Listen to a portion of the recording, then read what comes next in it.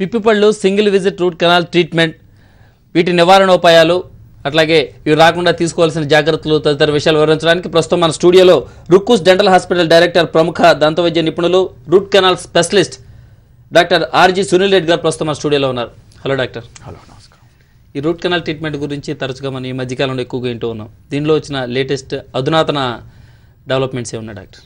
ఈ root canal చికిత్సలో ముఖ్యంగా సింగిల్ విజిట్ రూట్ కెనాల్ చికిత్స అనేది కొత్తగా అధునాతనంగా వచ్చింది. ఇంతకుముందు రూట్ కెనాల్ చికిత్సని పిప్పి పళ్ళకి 3 దశలలో 4 దశలలో చేసేవారు. అలా కాకుండా ఇప్పుడు single visit root canal treatment అనేది పేషెంట్కి బాధ కలగకుండా ఒకే దశలో ఒకటే రోజులో ఒక 45 నిమిషాల నుంచి 50 నిమిషాల లోపల సింగిల్ విజిట్లో అవ్వడానికి వీలవుతుందండి.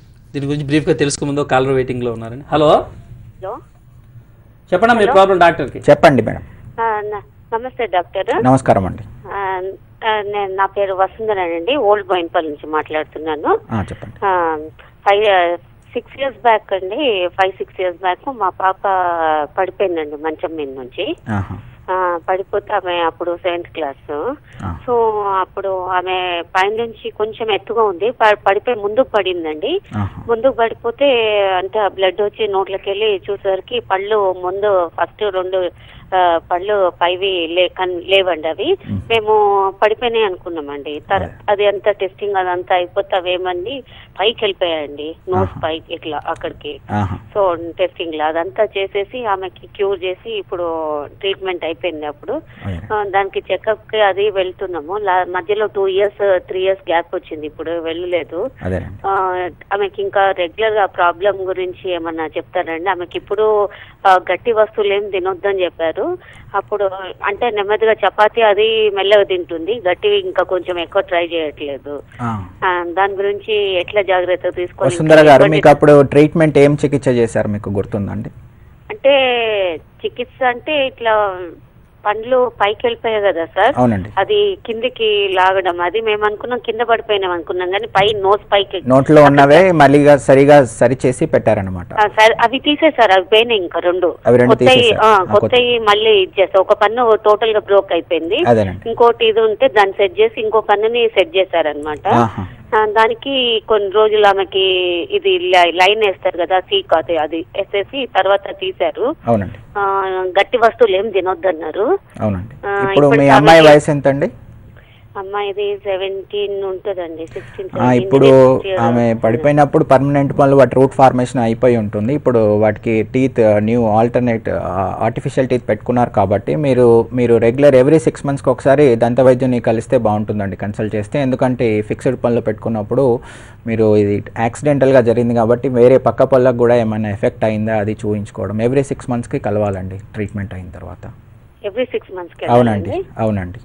అంటే ఆమె ఇప్పుడు కూడా నొస్తుంది పన్ను. అదే ఒకసారి దంత వైద్యుని సంప్రదించి మరి ఒకసారి ఎక్స్రే తీసేసి ఆ టెస్ట్ చేసిన తర్వాత ఎలా ఉంది, అది లోపల పెట్టినప్పుడు ఎలా ఉంది, అది మరి ప్రాపర్గా ఫిక్స్ అయి ఉందా లేదా, మరి పక్క పళ్ళలో ఏమన్నా కొత్తగా పిప్పి పళ్ళు ఏమన్నా స్టార్ట్ అయ్యాయా మరి ఫిక్స్డ్ పళ్ళ కింద, అది చూస్తే తెలుస్తుందండి. పిప్పి పళ్ళు అంటే ఒకటి ఉండే సార్, అది తీసేశారు లాస్ట్ 6 months బ్యాక్. ఒకటి ఉంటే సైడ్ కి, అదేమో పిప్పళ్ళు ఒకటి ఉంటే తీసేశారు. బట్ చెకప్ కి రెగ్యులర్ గా రమ్మంటే మధ్యలో ఒక 2 years గ్యాప్ వచ్చింది. 2 years వరకు వెయిట్ చేయొద్దండి. ఏదైనా దంత సమస్య స్టార్ట్ కావడానికి కొన్ని రోజుల నుండి కొన్ని నెలలు సరిపోతుంది. అది తీవ్రతరం కాకుండా వీలైనంత త్వరగా దంత వైద్యుని సంప్రదించినట్టయితే అది తొలి దశలోనే దాన్ని అరికట్టవచ్చండి.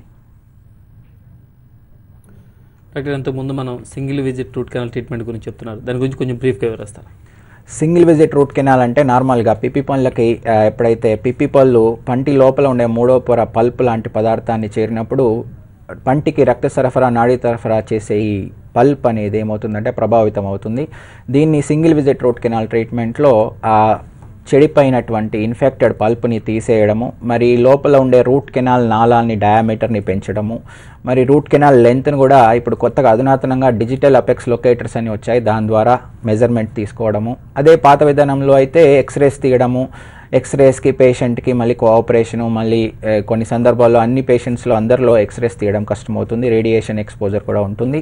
అది కాకుండా ఇప్పుడు కొత్తగా ఆర్వీజీ అని వచ్చిందండి, రేడియో విజియోగ్రఫీ. దీని ద్వారా మనం ఇమీడియట్గా లైక్ ఎండోస్కోపీ లాగా మనం రూట్ కెనాల్ ఇన్స్ట్రుమెంట్ టూత్ లోపల ఎక్కడి వరకు రీచ్ అవుతుందో మనం మానిటర్లో చూస్తుండవచ్చు, కరెక్ట్ లెంత్ వరకు చేస్తున్నామా లేదా తెలుసుకోవచ్చు. అంతేకాకుండా రూట్ కెనాల్ నాళాన్ని కూడా రోటరీ ఇన్స్ట్రుమెంట్స్ ద్వారా ఇప్పుడు డయామీటర్ని పెంచడం జరుగుతుంది. అది వితిన్ మినిట్స్లో జరిగిపోతుంది. ఇంతకుముందు మనం 3 విజిట్స్ 4 విజిట్స్ అన్నప్పుడు ఒక విజిట్లో ఇవన్నీ ఓన్లీ ఎక్స్రే తీసుకోవడం, ఇంకొక విజిట్లో రూట్ కెనాల్ డయామీటర్ పెంచడము, 3వ విజిట్లో నొప్పి లేనట్టయితే మళ్ళీ దానికి సిమెంట్ పెట్టడం, టెంపరీ సిమెంట్, ఆ తర్వాత ఫిలప్ చేయడం జరిగేది. ఇప్పుడు ఒకటే విజిట్లో ఇవన్నీ కెనాల్ డయామీటర్ పెంచడము, మరి లెంత్ సరిగా కొలవడము, మెజర్మెంట్ తీసుకోవడము, మరి టూత్ సైజ్ కూడా పర్మనెంట్ ఫిల్లింగ్ చేసుకోవడము, దాని మీద క్రౌన్స్కి కూడా సైజ్ తీసుకోవడం, ఇవన్నీ సింగిల్ విజిట్ రూట్ కెనాల్ ట్రీట్మెంట్లో అధునాతనంగా వచ్చినప్పుడు. ఇప్పుడు మీరు చెప్పారు రోటరీ ఇన్స్ట్రుమెంట్స్ అని, దీనికి సంబంధించి కొంచెం వివరిస్తారు. ఇప్పుడు ఇంతకుముందు రూట్ కెనాల్ డయామీటర్ని మనము చేతులతో ఫింగర్స్తో చేసేవాళ్ళము, మాన్యువల్ ప్రెషర్తో మాత్రమే రూట్ కెనాల్ డయామీటర్ పెంచేవాళ్ళం. కానీ ఇప్పుడు ఏంటంటే కొత్తగా ఇప్పుడు రోటరీ ఇన్స్ట్రుమెంట్స్ అని నికెల్ టైటానియం ఇన్స్ట్రుమెంట్స్ వచ్చాయి. ఇవి మనం డిఫరెంట్ స్పీడ్స్లో మనము ఒక మామూలు వెహికల్కి ఎలాగ గేర్స్ అయితే ఉంటాయో స్పీడు గేర్స్ అనేది దీనిలో మార్చడం ద్వారా పేషెంట్కి ఎటువంటి బాధ లేకుండా, నొప్పి లేకుండా రూట్ కెనాల్ డయామీటర్ని పెంచవచ్చు. ఇది 3 విజిట్స్లో చేసేది. సింగిల్ విజిట్లో కొన్ని నిమిషాలలో 5 నుంచి 10 నిమిషాల్లో రూట్ కెనాల్ డయామీటర్ని పెంచడం జరుగుతుంది. పేషెంట్ ఎక్కువసేపు నోరు తెలుసుకోవాల్సిన అవసరం లేదు.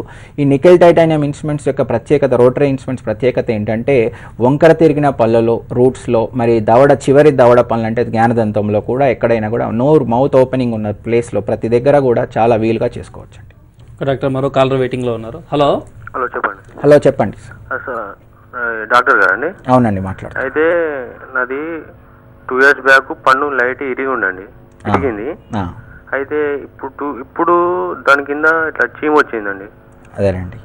అయితే వాపు వచ్చింది. అదేనండి. అయితే దాన్ని డాక్టర్ దగ్గరికి వెళ్తే ఏమన్నా అంటే అది కెమికల్స్ వేసి ఫ్రెష్ చేస్తా అన్నాడు. అదేనండి. అయితే ఇప్పుడు ప్రస్తుతానికి టాబ్లెట్స్ ఇచ్చిండు, చీమ వెళ్ళిపోయే వరకు టాబ్లెట్స్ ఇచ్చిండు.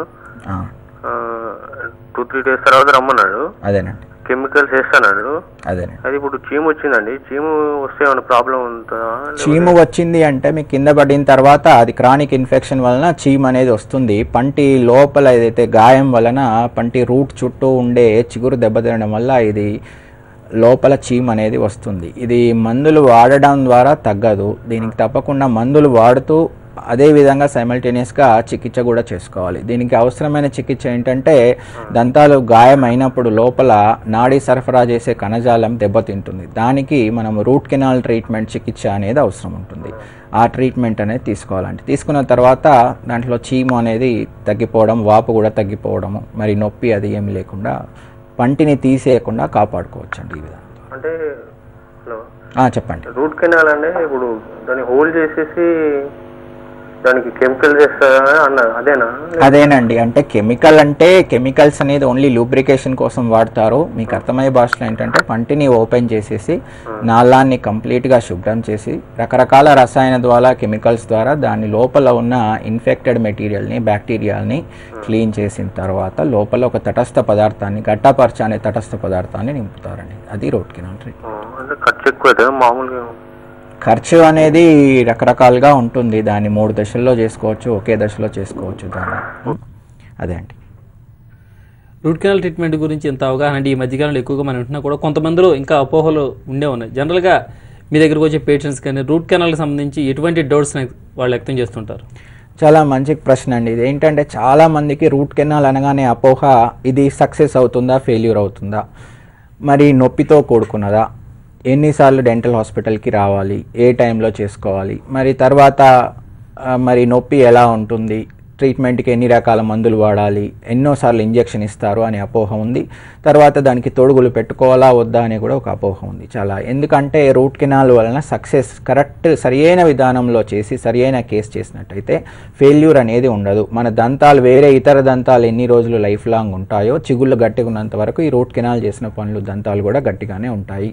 నొప్పి అనేది ఎప్పుడు కూడా రాదు. రూట్ కెనాల్ సమర్థవంతంగా చేసినప్పుడు ఇంకొకటి ఇక్కడ ప్రతి దశలో కూడా మనము అపెక్స్ లొకేటర్ ద్వారా, మరి ఎక్స్రే విధానం, ఆర్వీజీ విధానం ద్వారా లోపల ఏమేం జరుగుతుంది, ఎక్కడ వరకు చేస్తున్నాం, సరిగా చేస్తున్నామా లేదా చూస్తున్నాం. కాబట్టి పంటి లోపల ఏం జరుగుతుందో ఫెయిల్యూర్ అవ్వడానికి ఛాన్సే ఉండదు. ఆ తర్వాత నొప్పి అనుకుంటారు, ఒకటేసారి సింగిల్ విజిట్లో చేసినప్పుడు ఒకసారి లోకల్ ఎనస్థీషియా ఇంజెక్షన్ ఇవ్వాల్సిన అవసరం ఉంటుంది.